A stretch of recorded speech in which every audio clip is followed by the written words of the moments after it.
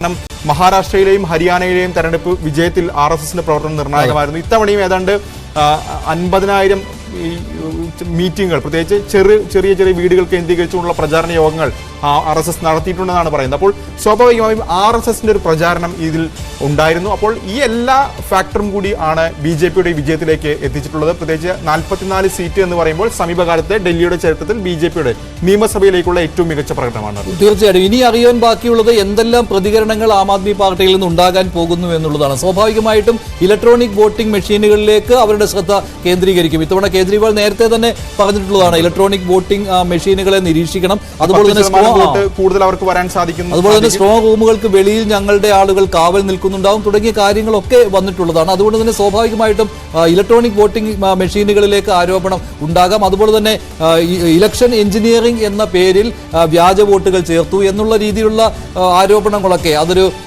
Election engineering അല്ല, election അട്ടിമറിക്കുന്നുള്ള engineering ആണ് എന്ന രീതിയിൽ BJPക്കെതിരെയുള്ള ആരോപണങ്ങളൊക്കെ വരുവാനുള്ള സാധ്യത നിലനിൽക്കുകയാണ്.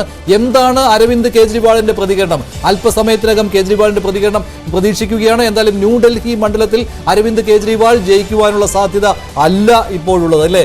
ഭൂരിപക്ഷം അത്ര വലിയ ലീഡല്ല എങ്കിൽ പോലും ആ ലീഡ് നില തുടർച്ചയായിട്ട് നിലനിർത്തിക്കൊണ്ട് പോകുവാൻ BJPക്ക് കഴിയുന്നുണ്ട്. ഇപ്പോഴും ന്യൂഡൽഹി മണ്ഡലത്തിലെ ഏറ്റവും അവസാനത്തെ ട്രെൻഡിലും അങ്ങനെ തന്നെയാണ്. നിലവിൽ ന്യൂഡൽഹി മണ്ഡലത്തിൽ അരവിന്ദ് കെജ്രിവാൾ തന്നെയാണ് പിന്നിട്ട് നിൽക്കുന്നത്. മുന്നിൽ പർവേഷ് വർമ്മയാണ്. BJP ഇപ്പോഴും ലീഡ് ചെയ്യുകയാണ്. മറ്റൊരു VVIP മണ്ഡലമായ കൽക്കാജിയിൽ നിലവിൽ ലീഡ് BJPക്കല്ല, മുഖ്യമന്ത്രിക്കല്ല, മറിച്ച് അവിടെ BJP ആണ് ലീഡ് ചെയ്യുന്നത്.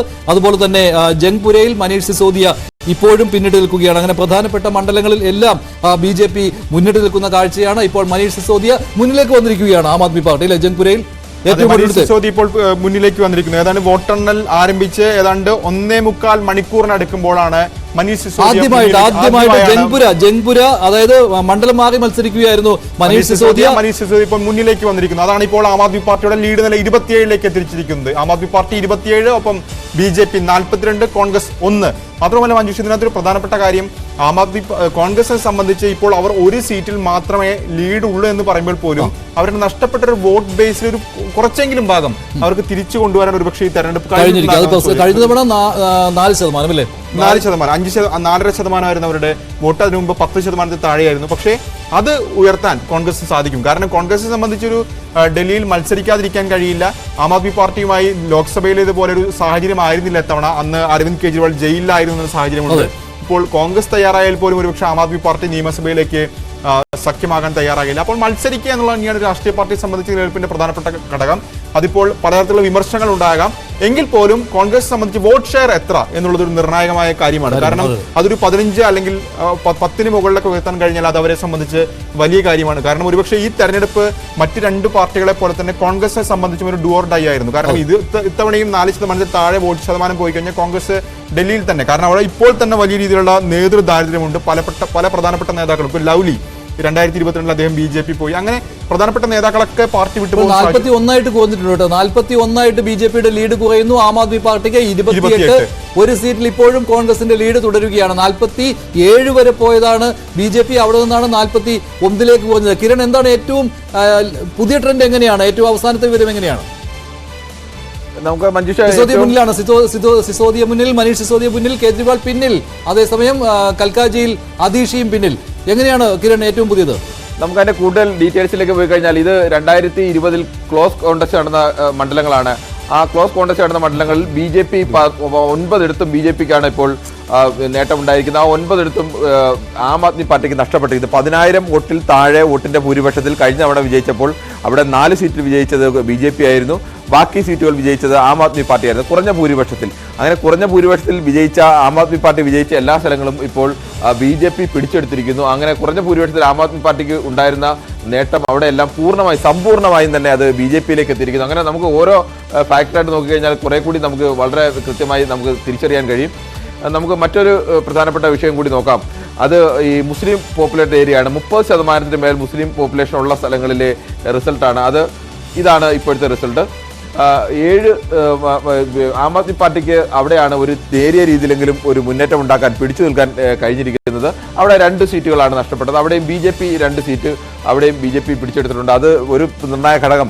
കോൺഗ്രസ് കുറെ കൂടി ശക്തി പ്രാപിച്ചിട്ടുണ്ടാവണം. കോൺഗ്രസിന്റെ വോട്ടിന്റെ ശതമാനം വന്നിട്ടില്ല. അങ്ങനെയാണെങ്കിൽ കോൺഗ്രസിലേക്ക് BJP വിരുദ്ധ വോട്ടുകൾ ആം ആദ്മി പാർട്ടിയിലേക്കും കോൺഗ്രസിലേക്കും വിഭജിച്ച് പോയിട്ടുണ്ടോ എന്നുള്ളത് ആ കണക്കുകൾ വ്യക്തമാക്കിയാൽ മാത്രമേ അറിയാൻ കഴിയൂ. അങ്ങനെയുള്ള സാധ്യത കൂടുതലാണ് എന്ന് പറയാൻ ഒരു പ്രധാനപ്പെട്ട കാരണം മറ്റു പല മേഖലകളെ അപേക്ഷിച്ച് 30% മുസ്ലിം ഭൂരിപക്ഷമുള്ള സ്ഥലങ്ങളിൽ ആം ആദ്മി പാർട്ടിയെ സംബന്ധിച്ച് വലിയ നഷ്ടം ഉണ്ടാവുന്നില്ല. അത് രണ്ട് സീറ്റ് മാത്രമേ അവിടെ നഷ്ടമാകുന്നുള്ളൂ. BJPയുടെ മുസ്ലിം വോട്ട് എന്തായാലും BJPയിലേക്ക് പോകാനുള്ള സാധ്യത നിലവിൽ പ്രായോഗികമായി വളരെ കുറവാണ് എന്ന് തന്നെ കണക്കാക്കാം. ആ സ്ഥലങ്ങളിലാണ് കുറച്ചെങ്കിലും പിടിച്ചു നിൽക്കാൻ കഴിഞ്ഞത്. അതുപോലെ തന്നെ നമുക്ക് മറ്റു പ്രധാനപ്പെട്ട ചില വിഷയങ്ങൾ കൂടി നോക്കാറുണ്ട്. ഈ മറ്റ് സ്ഥലങ്ങളിൽ നിന്ന് ഇവിടേക്ക് വന്ന് താമസിക്കുന്നവർ, പ്രത്യേകിച്ച് SC റിസർവ്ഡ് സീറ്റുകളിൽ സ്ഥിതി ഇതാണ് ഇപ്പോഴത്തെ ചിത്രം. 4 സീറ്റുകളിലാണ് ആം ആദ്മി പാർട്ടിക്ക് നഷ്ടമായത്. അവിടെ BJPക്ക് 4 സീറ്റുകൾ കൂടി. കഴിഞ്ഞ തവണത്തെ 2020 കണക്ക് കൂടി കാണിക്കാം. SC 20 സംവരണ മണ്ഡലങ്ങൾ 2020 ഉണ്ട കണക്ക് ഇതായിരുന്നു. പൂർണ്ണമായും സംവരണ മണ്ഡലങ്ങളിലെല്ലാം തന്നെ ആം ആദ്മി പാർട്ടി 12 സീറ്റിൽ 12 എടുത്തും ജയിച്ചത്. സംവരണ സീറ്റിലെല്ലാം ജയിച്ചത്. എന്നാൽ പൂർണ്ണമായും ആ സീറ്റുകളിലെല്ലാം തന്നെ ആം ആദ്മി പാർട്ടിയുടെ ഒരു സമ്പൂർണ്ണ ആധിപത്യമായിരുന്നു. അവിടെ നിന്ന് പകുതി സീറ്റുകളെങ്കിലും പിടിച്ചെടുക്കാൻ ഇത്തവണ BJPക്ക് കഴിഞ്ഞിരിക്കുമെന്നാണ്. 25ലേക്ക് വരുമ്പോൾ ആ ചിത്രം ഇങ്ങനെയാണ് മാറുന്നത്. മുഴുവൻ പച്ചയായിരുന്നത് അവിടെ നിന്ന് 4 സീറ്റുകൾ BJPയിലേക്ക് വരുന്നു. പകുതി എന്ന ഒരു അവസ്ഥയിലേക്ക് വരുന്നു. മറ്റു സീറ്റുകളിലാണ് അറിയാനുള്ളത്. ഈ പകുതി സീറ്റുകളിലേക്ക് BJP കടന്നുകയറ്റം ഉണ്ടായിരിക്കുന്നു. മറ്റ് ഇതുപോലത്തെ ചെറിയ ഫാക്ടറികൾ പരിശോധിച്ചാൽ നമുക്ക് പൂർവാഞ്ചൽ മേഖലയിൽ നിന്നുള്ളവർക്ക് സ്വാധീനമുള്ള സ്ഥലങ്ങൾ, അവിടുത്തെ ഇപ്പോഴത്തെ അവസ്ഥ നോക്കാം. അവിടുത്തെ ഇപ്പോഴത്തെ അവസ്ഥ ഇതാണ്. BJPക്ക് 10 സീറ്റുകൾ 14 സീറ്റുകൾ ലഭിക്കുന്നു. 10 സീറ്റ് അധികമായി BJPക്ക് ലഭിച്ചപ്പോൾ ആം ആദ്മി പാർട്ടിക്ക് 11 സീറ്റുകളാണ് നഷ്ടമായത്. അപ്പോൾ എപ്പോഴും 10 സീറ്റുകൾ ആം ആദ്മി പാർട്ടിക്ക് നിലനിർത്താൻ കഴിഞ്ഞിട്ടുണ്ട്. 21 സീറ്റുകളിൽ നിന്ന് ഉണ്ടായിരുന്നത് അതിലാണ് 11 സീറ്റുകൾ നഷ്ടമായിരുന്ന ഒരവസ്ഥയിലേക്ക് ആം ആദ്മി പാർട്ടി വന്നത്. അവിടെയും BJPയുടെ ഒരു മുന്നേറ്റമാണ്. കോൺഗ്രസിനും ഈ പൂർവാഞ്ചൽ മേഖലയിൽ നിന്നുള്ള ആളുകളുടെ മെജോറിറ്റി ഉള്ള സ്ഥലങ്ങൾ, അല്ലെങ്കിൽ അവർക്ക് നിർണായ സ്വാധീനമുള്ള സ്ഥലങ്ങളിൽ ആണ് കോൺഗ്രസിന്റെ ഒരു സീറ്റ് കിട്ടിയിരിക്കുന്നതും. അതോടൊപ്പം തന്നെ മറ്റൊന്ന് പഞ്ചാബി വോട്ടേഴ്സ് എങ്ങനെയാണ്, പഞ്ചാബ് ഭരിക്കുന്നത് ആം ആദ്മി പാർട്ടി, അവിടെ എങ്ങനെയാണ് ഒരു അരവിന്ദ് കെജ്രിവാൾ മുന്നിട്ട് നിൽക്കുകയാണ്. ആദ്യമായിട്ട് അരവിന്ദ് കെജ്രിവാൾ മുന്നിട്ട് നിൽക്കുകയാണ്. തുടക്കം മുതൽ പിന്നിലായിരുന്നു അരവിന്ദ് കെജ്രിവാൾ. ഏറ്റവും പുതിയ അപ്ഡേറ്റ് ആണ്. അരവിന്ദ് കെജ്രിവാൾ മുന്നിൽ. ന്യൂഡൽഹി മണ്ഡലത്തിൽ മുൻ മുഖ്യമന്ത്രി അരവിന്ദ് കെജ്രിവാൾ, ആം ആദ്മി പാർട്ടിയുടെ മുഖമായ അരവിന്ദ് കെജ്രിവാൾ ആദ്യമായി ലീഡ് നേടിയിരിക്കുകയാണ്. അതേസമയം മുഖ്യമന്ത്രിയായ അതീഷ് ഇപ്പോഴും പിന്നിലാണ്. മനീഷ് സിസോദിയും ലീഡ് എടുത്തു. മനീഷ് സിസോദിയും ലീഡ് നേടി. അരവിന്ദ് കെജ്രിവാളും ലീഡ് ചെയ്യുകയാണ്. ഭരണവിരുദ്ധ വികാരമുണ്ട്. പക്ഷേ അതിൽ നിന്ന് അരവിന്ദ് കെജ്രിവാളിനെ ജനങ്ങൾ കൈവിടില്ല എന്നുള്ള ഒരു തോന്നൽ ഇപ്പോൾ ഉണ്ടാവുകയാണ്. അരവിന്ദ് കെജ്രിവാൾ ആദ്യമായിട്ട് ലീഡ് എടുത്തിരിക്കുകയാണ്.